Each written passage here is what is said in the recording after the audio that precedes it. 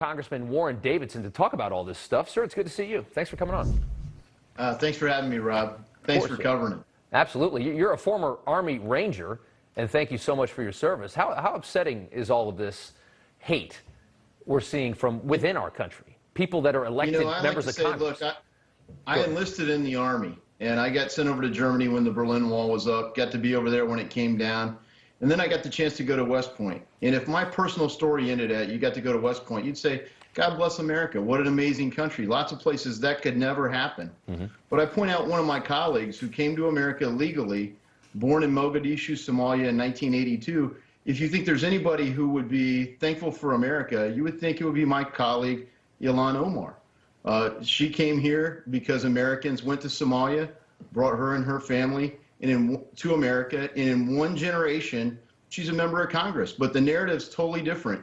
You can't succeed if you're an immigrant. You can't succeed if you're a minority, if you're a woman. Yeah. She's a racial, ethnic, and religious minority. She's a member of Congress, not to mention some of the others who've had some really offensive comments about our country. It is mind-blowing. I mean, when you have Cori Bush, who's elected to national public office, saying that black people in this country aren't free. I mean, how did she expect you not to laugh at that? I mean, how do you even say that with a straight face? And it's amazing because so many people will actually buy that line. You know, it's tragic that there was a period of time when that wasn't the case, when there was the fugitive slave laws and things like that. And look, acknowledging our history is fine, but this country gave birth to those beautiful ideas. And by the grace of God, we've made this a more perfect union, because so many before us have fought, bled, and died to make this, really the land of opportunity. People come here legally from all over the world, and sadly illegally from all over the world. They're not fleeing this country, they're pouring in, and yet from the rhetoric, you would think from our own countrymen, some of my own colleagues in Congress, that this is some oppressive, horrible place. The reality is there's nothing like it in the world in the history of man. No. God bless America. And these people are so angry about it, they want to destroy this just to make some kind of a point and try something that's tried and failed countless times already.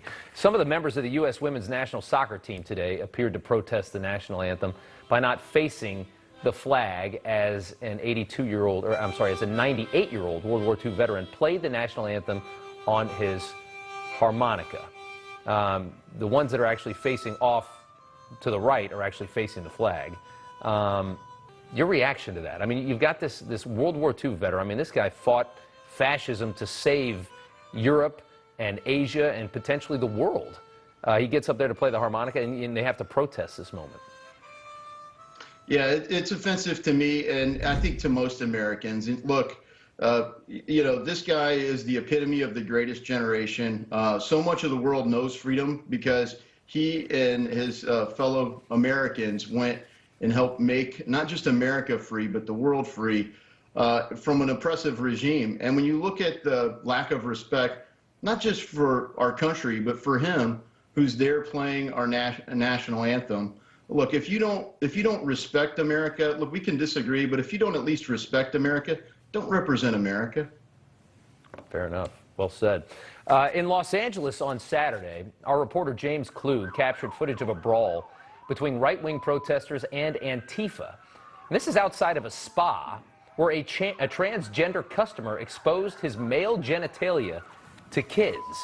I mean, obviously, this is a very bizarre story. It's got a lot of anger on both sides, but it's even more bizarre to see people you would think are trying to defend the behavior of a transgender customer who shows his genitals to a kid. I mean, have you seen any of this? Even our own reporter James Kluge was assaulted in this thing. Yeah, I've seen some of the coverage, and look, this is why free press needs to be out there. There are training camps all over the country training these folks. They're trying to define themselves as Antifa. It's just an idea, of course, according to our president, but they're really activists. They're going out there, and you can't naturally think this way. Look at the people I just highlighted. You have to be trained that way. So there are training grounds all over our country and, frankly, on many of our campuses. And these are being funded with our tax dollars. It's not just the amount of money that we're spending, it's what our country's spending it on, and literally training young people to think, and old, to think this way. to fundamentally remake America, which was Barack Obama's stated goal, you have to tear it down. And that's what critical theory does in every way possible. It tears down our country. And we just have to recognize they do not share the same goals that we do and that our founders did and that so many generations in the past have. They've been trained to turn against our country so that they can fundamentally remake it into this, their version of some sort of utopia. But it's hostile to the founding ideas, to our United States Constitution. It is crazy. It's crazy that the Marxists never ever, they don't read the books. They don't read the history books. They can't admit a failed idea. They just can't admit it. The largest teachers union, speaking of which, in the country, just passed a resolution saying it's appropriate to include critical theory in our curriculum. That's got to be really scary for a lot of parents watching. Do you think are our kids doomed by this? If this is this mainstream now, where these major unions, we've got a political party embracing this, we've got major teachers unions embracing this, how do you save your kids? You look, we can't cede the ground. This is why the 1776 project that Donald Trump started to kick off is so important. We can't just abandon public education to the left. In the meantime, obviously, you have to protect your kids. I mean, I'm a parent. My kids are out of, their college age or graduated at this point. But, we have to protect our kids. That's the first duty of a parent.